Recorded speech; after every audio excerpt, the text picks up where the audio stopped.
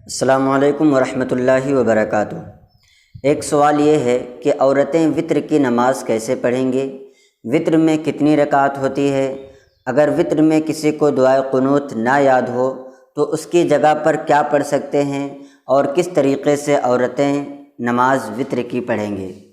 سب سے پہلے میں آپ کو یہ بتا دوں کہ جس طریقے سے مرد حضرات وطر کی نماز پڑھتے ہیں اور وطر میں جو چیزیں پڑھی جاتی ہیں وہی سیم ٹو سیم عورتوں کو بھی پڑھنا ہے۔ بس کہیں کہیں فرق ہے کہ ان کے سجدہ کرنے کا طریقہ الگ ہوتا ہے، اور پھر ان کے جب نیت باندھتی ہیں تو ان کو کانوں تک ہاتھ نہیں اٹھانا ہوتا ہے، اور جب وہ نیت ان کو سینے پر باندھنا ہوتا ہے اور مردوں کو ناف کے اوپر باندھنا ہوتا ہے۔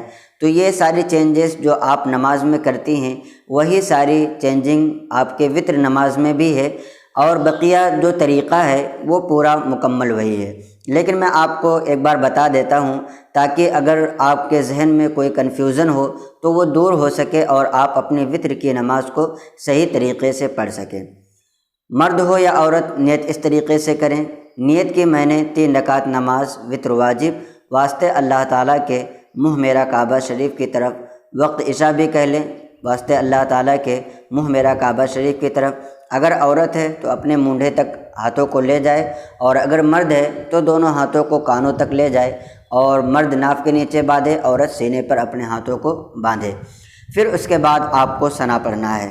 ثنا سے پہلے بہت سی عورتیں پوچھتی ہیں کہ کیا ثنا سے پہلے بھی بسم اللہ پڑھنا چاہیے؟ تو ثنا سے پہلے نہ اعوذ باللہ پڑھنا ہے اور نہ ہی بسم اللہ پڑھنا ہے۔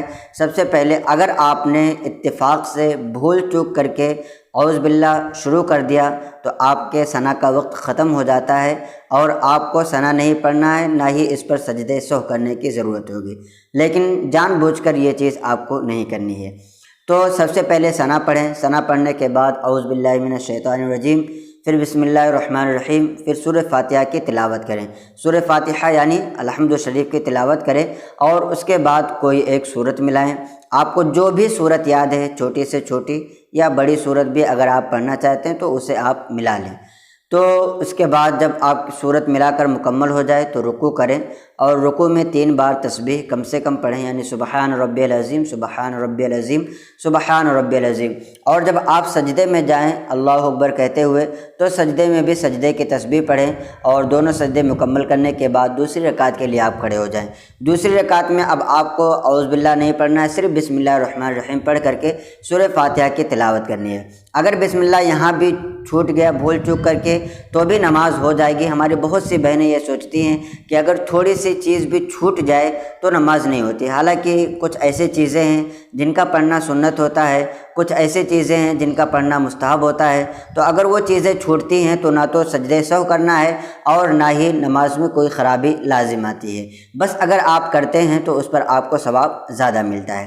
تو سورہ فاتحہ کی تلاوت کریں بسم اللہ پڑھ کے، اور پھر اس کے بعد کوئی ایک سورت ملائیں، اور سورت ملانے کے بعد رکوع کریں۔ رکوع کرنے کے بعد سمع اللہ لمن حمدہ کہتے ہوئے کھڑے ہو جائیں اور ربنا لک الحمد کہیں۔